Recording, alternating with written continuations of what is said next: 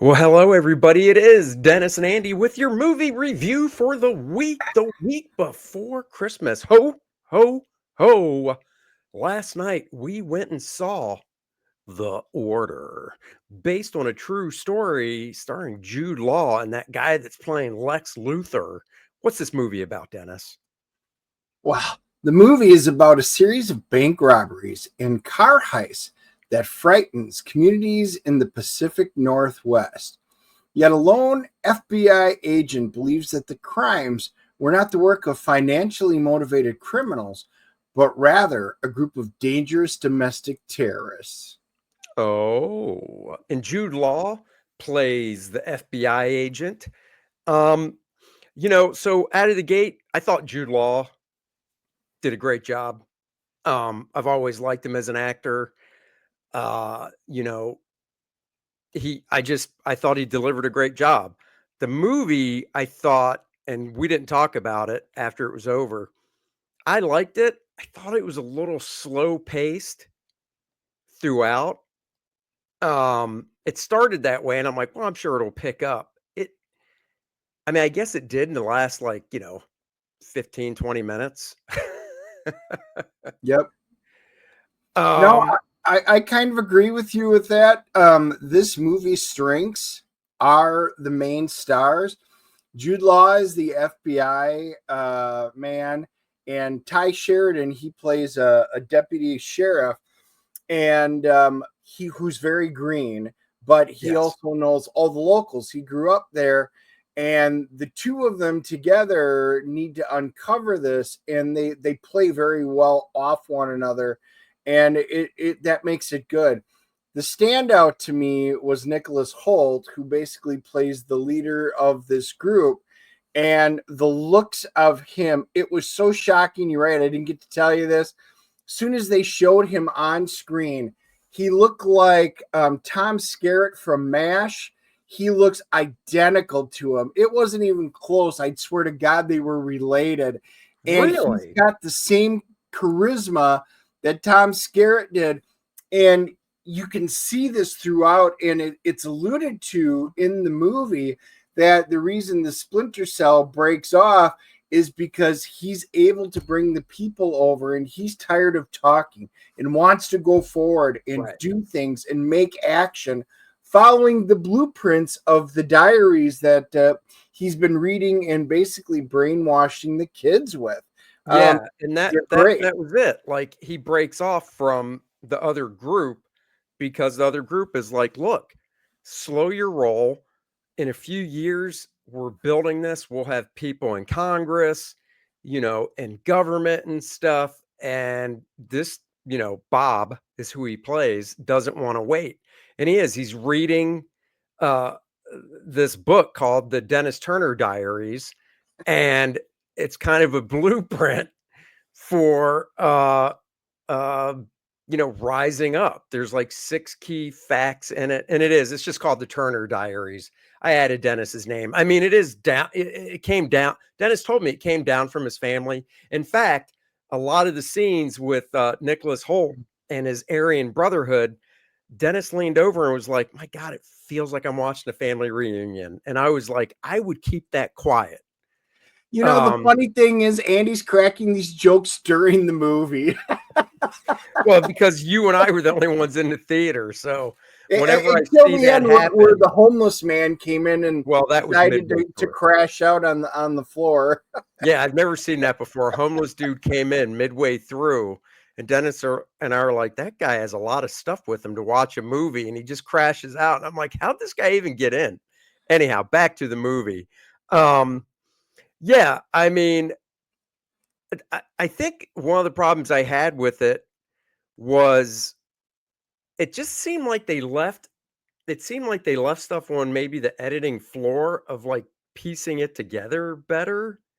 Does that make sense to you? Like, it just seemed like there were these jumps and sequences, and I'm like, "Wait, it seems like there's a piece that should be slid right in the middle here of from here to this jump they made that might make clear things up."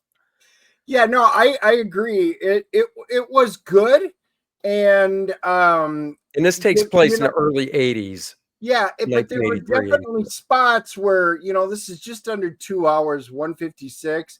And it feels like, maybe 5 minutes worth. They were little things, but it kind of interrupted the continuity and it just didn't flow.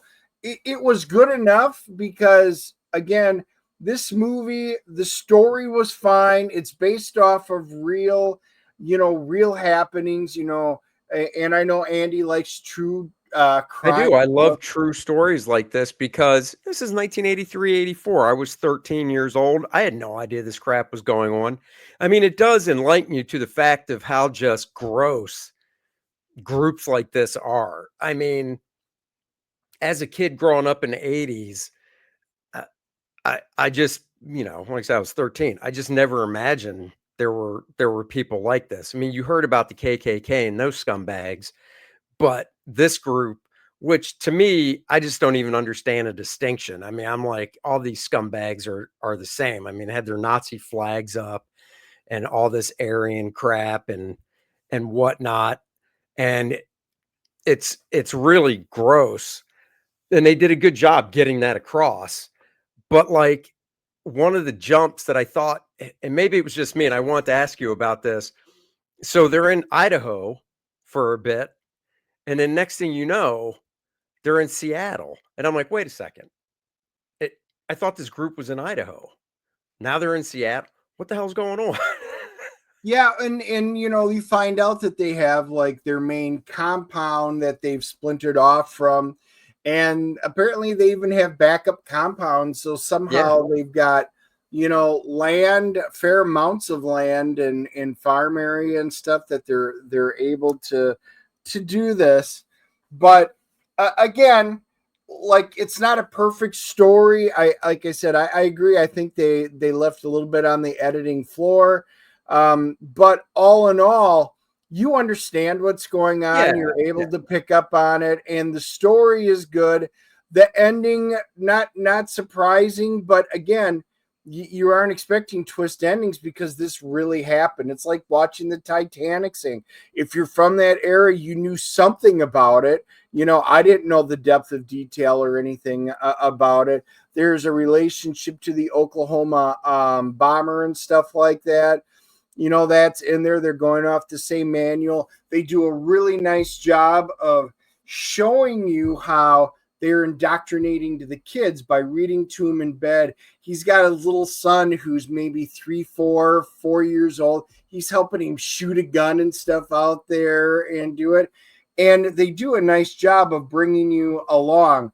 But seriously, the stars, the three main stars, are what make this. Their Yeah. performance were top notch. They sold everything about this movie, and that really is what made The Order a very good watch.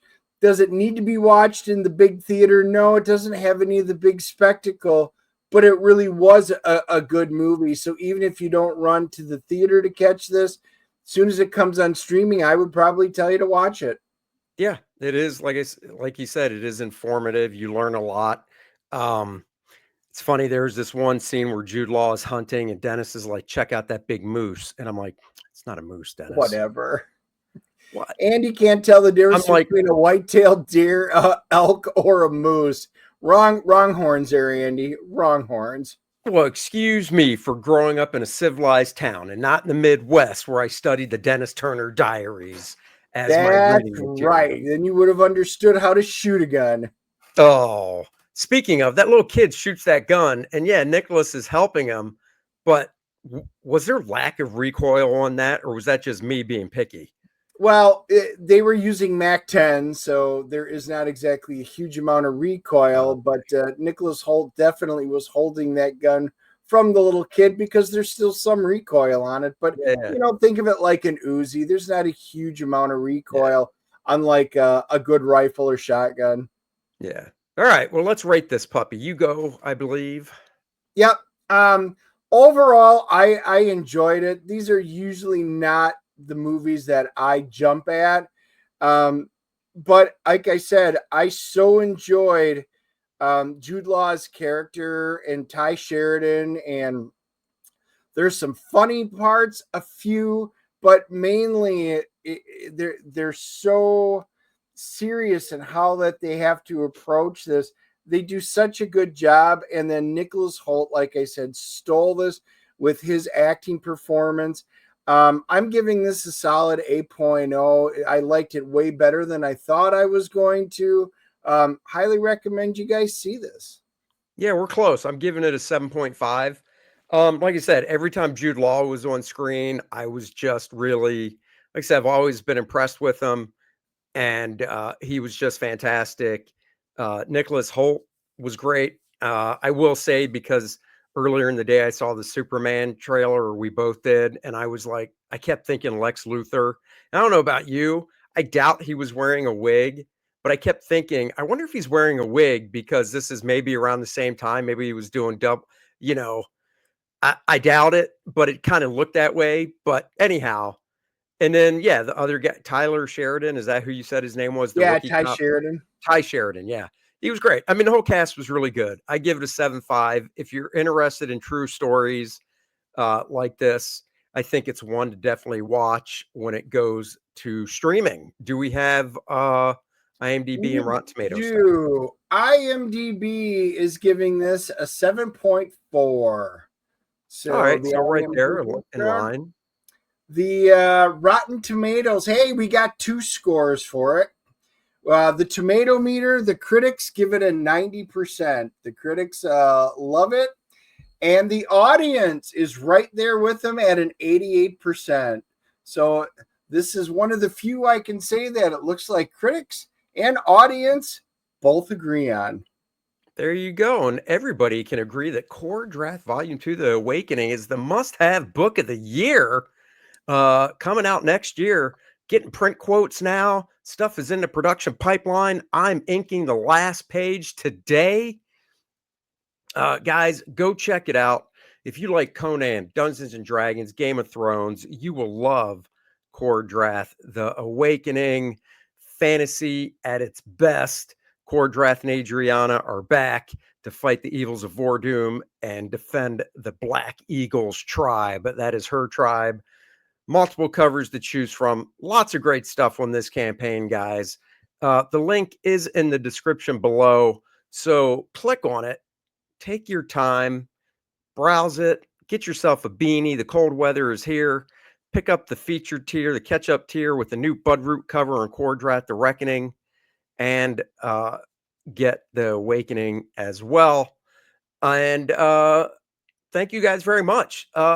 On the news front for the DNA show, it just so happens Christmas Day and New Year's Day fall on Wednesday when we do our show. And I know Dennis was begging me, we need to keep doing it because, let's be honest, he's a little lonely on those 2 days. I was like, no, Dennis, I actually have priorities. The birth of Jesus, Dennis. I'm not doing a show on that day. Good It's Lord. called sitting under a weighted blanket and reading comic books. I hear what you've got going on. Yeah, I hear a little jealousy in your voice. So we will be back on January 8th, that Wednesday, for the first DNA show of the year. And next week, we will be dropping a review of something we're watching on Netflix. So check that out as well.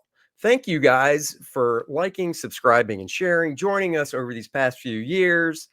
And we sincerely would not be doing this without you guys and your support. So thank you. Have a great Christmas, New Year, holiday, whatever you celebrate. Be safe, have fun, spend it with family, and we'll see you guys in 2025. That's right. Woo! Live long and prosper. Merry Christmas, everybody. See you There next you year. go. Oh, yeah. And go Cowboys.